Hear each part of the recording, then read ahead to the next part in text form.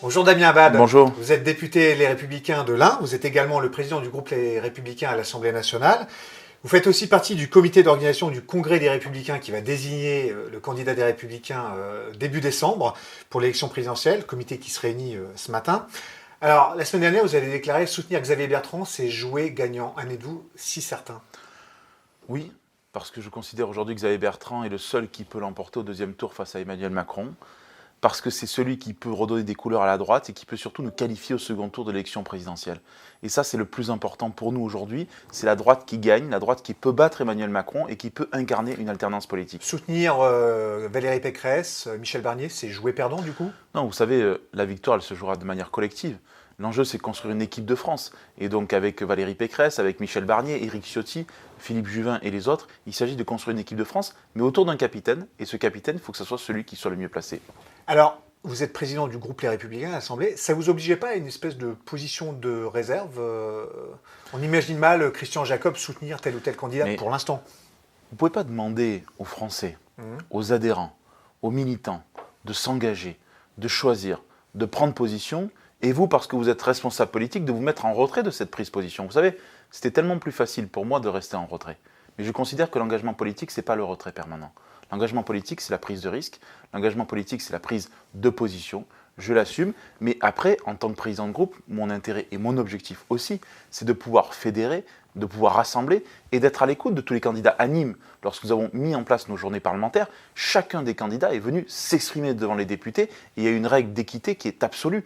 Mais vous savez, ce qui est important aujourd'hui, c'est aussi de jouer une partition collective. Alors, admettons que Xavier Bertrand ne soit pas investi, vous resterez président du groupe? Bien sûr, ça n'a absolument rien à voir.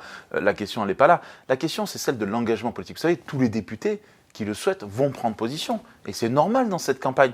Comment voulez-vous, dans une campagne interne, ne pas avoir de prise de position entre les députés? Au contraire, un député, c'est un engagement politique. Il ne peut pas demander à tout le monde de prendre position, sauf à nous-mêmes.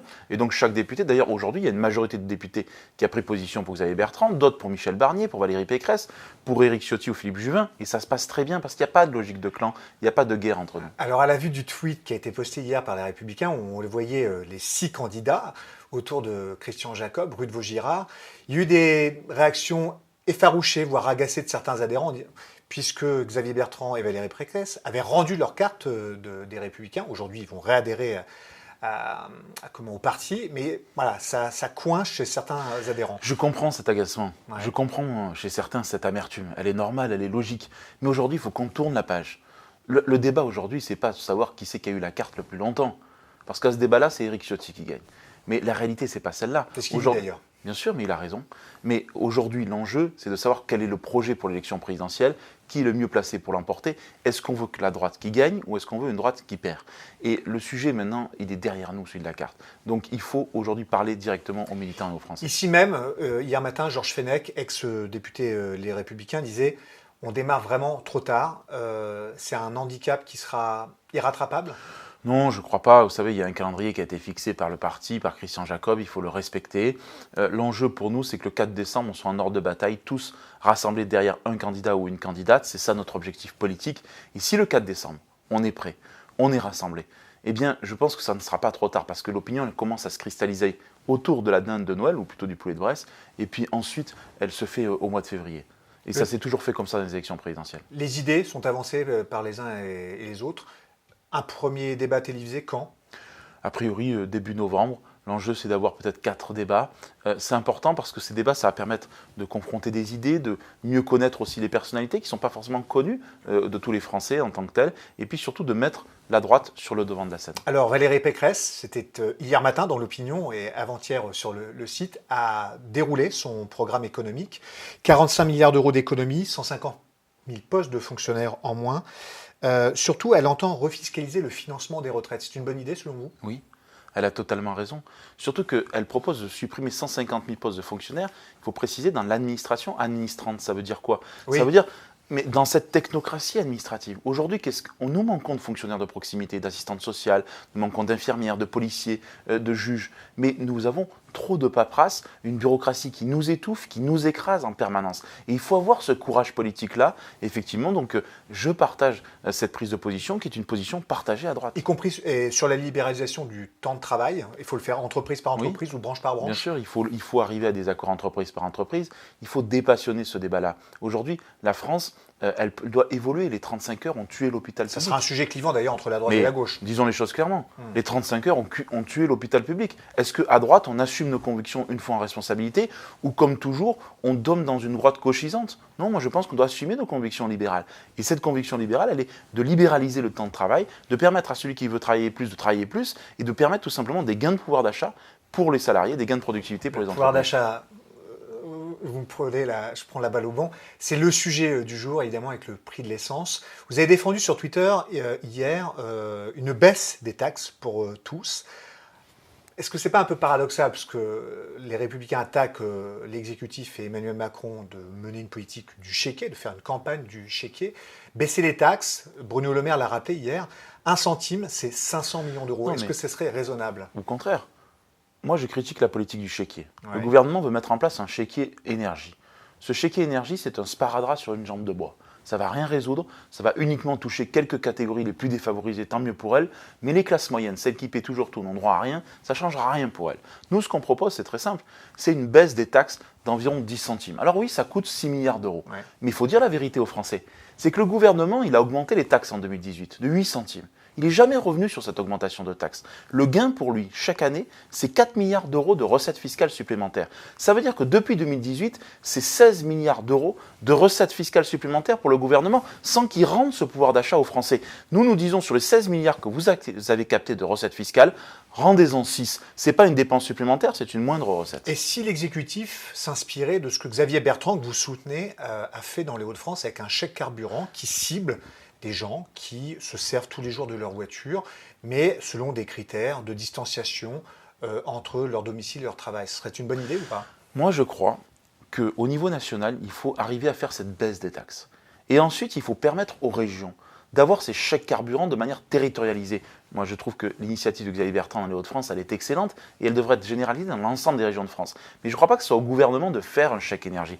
C'est aux régions. Et le gouvernement doit proposer un pacte avec les territoires en disant au territoire la mise en place de chèques énergie en fonction des déplacements de chacun et au gouvernement la possibilité de baisser les taxes. Est-ce que cette solution, finalement, n'est pas juste insoluble? On a d'un côté une problématique de pouvoir d'achat, de l'autre la transition écologique et énergétique. Et maintenir des taxes maintenant à un prix élevé du carburant, c'est envoyer un signal prix aussi pour accompagner le changement. Oui, mais c'est bien la difficulté aujourd'hui de la transition énergétique voulue par ce gouvernement. L'écologie, elle ne peut pas se faire sur le dos du pouvoir d'achat des Français.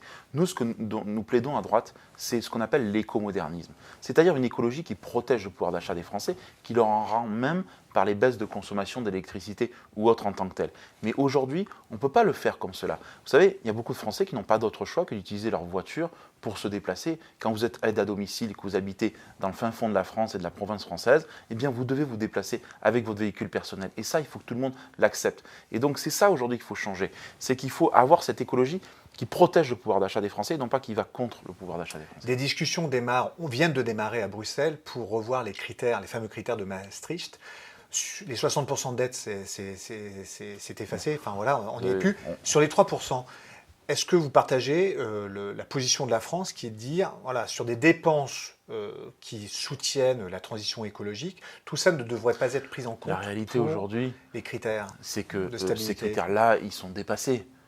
La dette, aujourd'hui, on est à 110% du PIB. On est dans une dette publique qui est aujourd'hui de 3 000 milliards d'euros. Donc on a explosé. Le déficit, c'est la même chose. Est-ce qu'on doit sortir des critères? Je pense en tout cas qu'on doit avoir, je crois davantage à une trajectoire vertueuse des finances publiques plutôt qu'à un critère statique imposé par tous. Voilà, je pense que l'enjeu, c'est d'avoir une trajectoire positive de retour de maîtrise de la dépense. Mais il faut dire aussi la vérité aux Français. La France, c'est aujourd'hui la championne de la dépense publique en Europe. Elle a le plus haut niveau de dépenses publiques, le plus haut niveau d'impôts, des prélèvements obligatoires, et le plus grave déficit commercial. Voilà ce que c'est aujourd'hui. On a un triple bonnet d'âne. Et ça, ce n'est pas à cause des critères de Maastricht, c'est à cause de la politique menée aujourd'hui. Dernière question. Michel Barnier souhaite instaurer un moratoire sur l'immigration, quitte à contester d'ailleurs la primauté du droit européen. Valérie Pécresse pour une immigration choisie. Xavier Bertrand réclame, lui, que le Parlement fixe la limite de personnes étrangères autorisées à entrer en France. Est-ce que ça ne déstabilise pas un petit peu l'électorat des Républicains, toutes ces idées qui, en fait, sont autant de sujets préemptés par Éric Zemmour et Marine Le Pen? Non, d'abord, ce sont des idées qui sont convergentes. La différence avec Éric Zemmour et Mme Le Pen, c'est quoi? C'est qu'eux, ils ont un slogan. Le slogan, c'est l'immigration zéro. Ça, c'est mentir aux Français. Et c'est ne pas comprendre la réalité économique de notre pays aujourd'hui. Nous, ce que nous disons, c'est maîtriser les flux migratoires. Comment? Par une politique de quotas qui soit votée chaque année, annuellement, au Parlement. Ça, c'est concret. Et la différence entre la droite et l'extrême droite, c'est aussi là-dessus que ça doit se jouer. C'est-à-dire qu'il faut qu'on ait des propositions concrètes sur l'immigration, réalistes, et pas des slogans uniquement pour attiser et créer une logique de bouc émissaire. Et donc nous, on n'est pas dans le slogan, on est dans la politique concrète qui consiste à faire une immigration choisie en fonction de quotas. Moi, je pense même qu'il pourrait être voté aussi au niveau des régions, tout simplement pour maîtriser davantage nos flux migratoires. Merci Damien Abad. Merci beaucoup.